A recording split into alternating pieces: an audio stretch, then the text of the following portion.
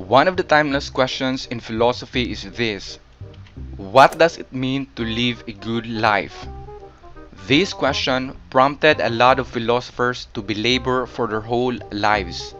And frankly speaking, the same question gave them a lot of headaches just to answer. Is it even possible? It is the task of social philosophy to ask this question. Starting from Hobbes, to Rousseau, to Hegel, to Marx, and so on, philosophers tried to champion such a discipline. In fact, for over a millennium already, philosophers beat each other with ideas to see which one has the answer to the question. In this video, we are going to talk about a German philosopher and critical theorist, Axel Honneth. Honneth was not a model, but rather a professor of philosophy in both University of Frankfurt and Columbia University. He is also the current director of the Institute for Social Research in Frankfurt, Germany, or also known as the Frankfurt School. And in line with the Frankfurt School, he belongs to the third generation in the development of what is known to be the critical theory. Critical theory is a movement which, according to Stephen Eric Bronner, was conceived within the intellectual crucible of Marxism. And for Jean-Philippe Durante, who is a philosopher in Macquarie University in Sydney, Australia, critical theory is an approach that concerns itself with its methodology and the unity of theory and practice. Now going back to Honneth, in his book Disrespect, he lays what is the task of social philosophy. In the German-speaking world, social philosophy functions as a normative supplement to sociology.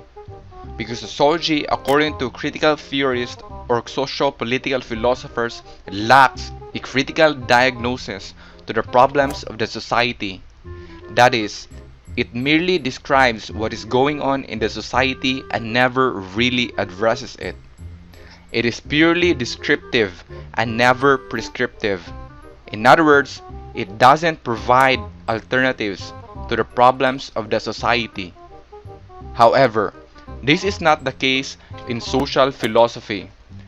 The main task of social philosophy is to critically diagnose social reality. It uses the language of medicine to provide an alternative to the social pathologies. Social pathologies then are the Verunglückungen or the misdevelopments or disorders of the society. And these social pathologies prevent the members of the society from living a good life. And according to Honneth, since social philosophy aims to produce a good life, then it must rely upon the criteria of ethics. He said that we need to have an ethical conception of social morality tailored to the conditions that enable human self-realization. That is, that will explicate the good life. And the reference point in establishing this criteria or condition is constituted by the social living conditions of individual subjects.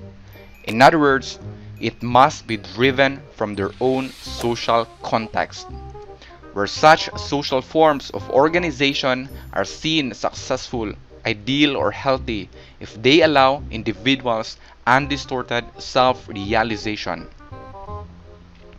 Theory of recognition. According to Honneth, the previous critical theorists, especially the first generation, have failed to make certain specific assumptions about how the conditions of human self-realization are in fact constituted, since most of them are dwelling purely on negative social critique about society, technology, media, tyranny, etc., and they have failed to make normative criteria of ethics. However, this negative attitude was no longer emphasized in the second generation of the critical theory. According to Honneth, Habermas' theory of communication has re-established access to an emancipatory sphere of action. It is now providing a concrete alternative rather than a mere negative critique This is where the subjects like you and me transcend the established forms of domination and enter into a dialogue to emancipate ourselves from these social pathologies. And Habermas had what he called the communicative rationalization. This is the social process by which the linguistic rules of communicative understanding are in fact developed. Now, I think this is a clever idea that we dialogue, for example, to arrive with good policies. In fact, this is what a democratic society does. But there was a problem according to Honneth. Habermas did not ground his solution in identifying the empirical experiences and attitudes or phenomena that has a basis in social reality. And besides, it's too universal that it neglects the moral experiences of the individuals. Like, how can you dialogue to a beast like Hitler? How can you engage ideas with people who don't even want to listen? You don't. That's why, contrary to Habermas, Honneth claims that linguistic rules or theory of language cannot be the normative presupposition of social interaction. Rather, it must be found in the theory of recognition. According to Honneth, if you turn to the historical and sociological studies, you will see that the motivation behind the social protest and the resistance of the lower classes is their experience of having their intuitive notions of justice violated. The normative core of such notions of justice is always constituted by expectations of respect for one's own dignity, honor, or integrity. If we generalize these results beyond their particular research context, we arrive at the conclusion that the normative presupposition of all communicative action is to be seen in the acquisition of social recognition. Subjects encounter each other within the parameters of the reciprocal expectation that they be given recognition as moral persons and for the social achievements. In other words, for a dialogue to work, people must be recognized as moral persons with dignity, honor, or integrity. In short, social recognition must be the normative expectation before we dialogue. And if a person is denied with that recognition, Honneth calls it social disrespect, accompanied by the sense of a threatening loss of personality. And that is an insult against the person. This model, according to Honneth, links social interaction and moral experiences and closes the theoretical gap left open by Habermas. Now, it is important to note that recognition here means the affirmation of individual particularity and his role for his self-realization. This is where people treat each other not instrumentally but humanely. Three forms of recognition. Honneth then distinguishes three forms or typology of social recognition: love, rights, and solidarity. And through each framework, an individual's formation of identity can be affirmed and protected. Thus, it implies a moral network of attitudes adopted to promote and secure the conditions of personal integrity. Love. This is where people like you and me form a web of social relationships free from domination, because each perceives an interdependence with one another in the interaction. So love here means the meeting the needs of the other. In his 1996 book, The Struggle for Recognition, Honneth says, love relationships are to be understood here as referring to primary relationships insofar as they, on the model of friendships, parent-child relationships, as well as erotic relationships between lovers, are constituted by the strong emotional attachment among a small number of people. Love represents the first stage of reciprocal recognition because in it, subjects mutually confirm each other with regard to the concrete nature of their needs and thereby recognize each other as needy creatures. In the reciprocal experience of loving care, both subjects know themselves to be united in their neediness, in their dependence on each other. And this kind of recognition suggests that persons are not viewed as objects for economic exchange, but rather subjects of love.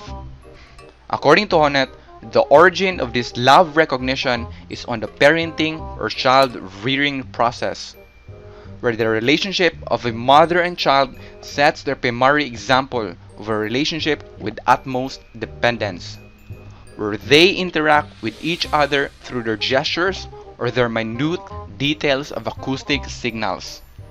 Honneth refers to this as the pre-communicative layer of intersubjective relationship. It is a pre-linguistic experience. And since a child cannot articulate her concerns, she experiences a certain moment of oneness where she is lost within the much broader sense of security. And this is what Honneth refers as the internalization process, where there is an absolute dependency. Because the mother identified herself with the baby in the course of pregnancy, she experiences the infant's helpless neediness as a lack of her own sensitivity. For this reason, her emotional attention is so completely devoted to the child. However, as time passes by, this absolute dependency will have its own end. There will be a constructive disruption in which both the mother and the child will view themselves as different individuals having separate bodies. And Honneth calls this moment of emancipation, where the bodily identification with the infant begins to disperse, where the mother increasingly leaves the child alone for long periods of time, and the child begins to endure the temporary absence of the mother, where there is an intellectual development on the part of the infant, and it is accompanied by the capacity for cognitive differentiation between self and the environment. And after this, the child is going to have his ego formed. This is where the child realizes that her mother is an entity in its own right, where it opens the child's interpretation of independence. And then, rebellion sets in. The infant attempts to destroy her mother's body, which until then had been experienced as a source of pleasure, by hitting, biting, and kicking it. The child does thereby place himself or herself into a world in which he or she exists alongside other subjects. And this transitional phenomena is where that ego demarcation emerges. With this kind of transition, according to Honneth, the first step of mutual demarcation is successfully taken. This love recognition of a mother and child must be seen as a synthesis of symbiosis and self-assertion, where love here means that oneness the child feels for her mother, and recognition here means the condition in which they find themselves as entities in their own rights. And this constitutes the initial phase of identity formation. Rights. When Honneth talks about rights, he is talking about the authority granted to each one of us as members of our own communities. Whereas love recognition stems from our affective side, this legal recognition stems from our cognitive aspect, where personal autonomy is recognized. This personal autonomy is what characterizes us as a free person who is supposed to be protected by law. And since we are autonomous, we are also morally accountable for our actions. Here, there also emerges the respect of recognition, that is, a regard for others as persons and not objects. But what is about another human being that needs to be respected? According to Honneth, each person deserves respect because each possesses unique qualities. You are a free person capable of exercising your own freedom. However, when we talk about moral respect as contrast to mere respect, Honneth's observation is not clear whether the respect is due to persons qua persons or to each of their particular traits and abilities. In retrospect, Honneth was a student of Habermas. And according to Honneth also, the sphere of rights matures through communicative meditation. This is where he made an appraisal of his mentor's communicative critique of the society. Appropriating the studies of Jörg Hellenek, Honneth lays out a tripartite structure of individual rights. Civil rights. This is where we guarantee liberty. Political rights. This is where we guarantee participation. And social rights. This is where we guarantee the basic welfare of the individuals. And at this stage, Honneth argues that one receives full-fledged membership in a political community, where the person can assert all of his right claims, and this legal recognition develops his self-respect. Solidarity. According to Honneth, this refers to the intersubjective relationship where people mutually sympathize with their various ways of life because among themselves they esteem each other symmetrically. That is, solidarity is shared when we esteem each other because of our specific traits and abilities, which characterizes our differences as persons. This is where persons are appraised because of their particular personality features, which also shows their social worth. And because of this appraisal, a sense of honor will emerge in the person, which according to Honneth, the aspect of one's self-understanding that unconditionally deserves to be defended. And this appraisal of personal worth, according to Honneth, is translated into the terms of dignity and integrity, where it will create in the person his self-esteem, because one sees his social relevance and contributes to their social life. And from these three forms of social recognition, love, rights, and solidarity, Honneth believes that one can achieve self-realization, and he calls this the identity formation, which must precede any kind of theory that aims to produce the good life. What are the consequences if we deny social recognition? As stated earlier, the denial of recognition is what Honneth calls disrespect. The experience of being disrespected carries with it the danger of an injury that can bring the identity of the person as a whole to the point of collapse.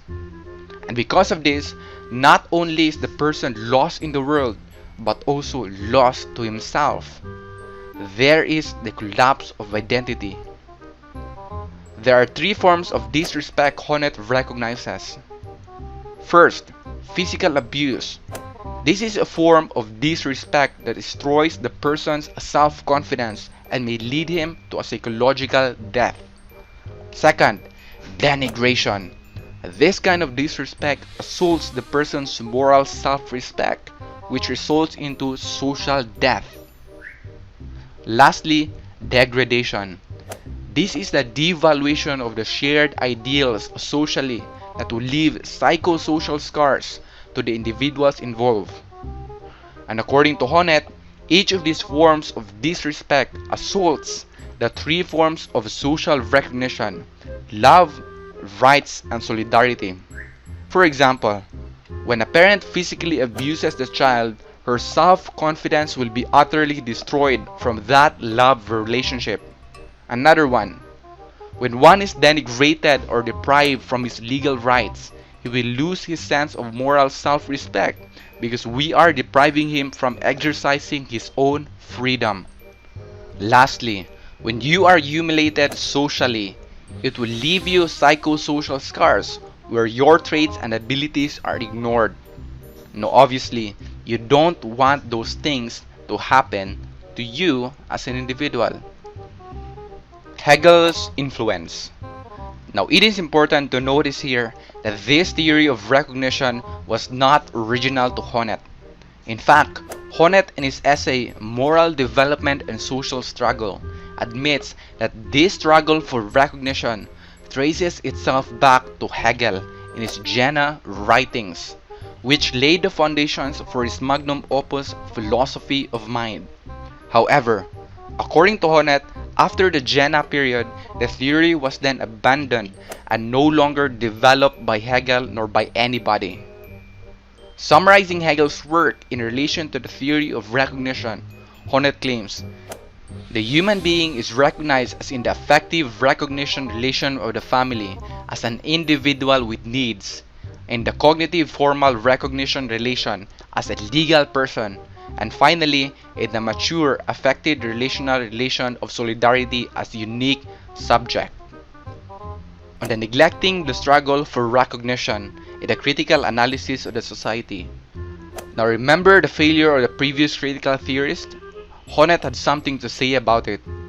These initial shortcomings of critical social theory have been systemically propagated throughout its history, be it in Horkheimer, Sartre, or Herbert Marcuse, each of whom had a pre-theoretical awareness of the moral conflicts that could ignite social struggle. Such conflicts always ended up being neglected in the construction of the theory. The critical analyses themselves could therefore never be understood as a reflexive element of social conflicts in which the struggle for recognition continues based on existing relations of social intercourse. Today, critical social theory can no longer afford to be categorically blind. In every corner of the world, there are all sorts of social conflicts dealing explicitly with the legal, social, and cultural recognition of claims of autonomy. Perhaps, by recalling Hegel's early works, we'll be able to uncover the moral logic that deep down unites these conflicts after all. And Honneth concludes, all the reflections I have so far presented converge in the thesis that the multifarious efforts of a struggle of recognition are what will enable critical theory to justify its normative claims. The moral experiences had by subjects whose identity claims have been disrespected constitutes a pre-theoretical resource that show that the critique of society relations of communication is not entirely without a foundation in social reality. So where are we going with this? Maybe Honneth was right. Maybe the previous critical theorists were too aggressive with their critique of the society, that they have forgotten the fact that societies are made up of individuals who are desperate for social recognition. That is, individuals who desire their identity to be recognized and respected. And until we recognize that, we will only provide solutions to the problems of the society without an ethical foundation.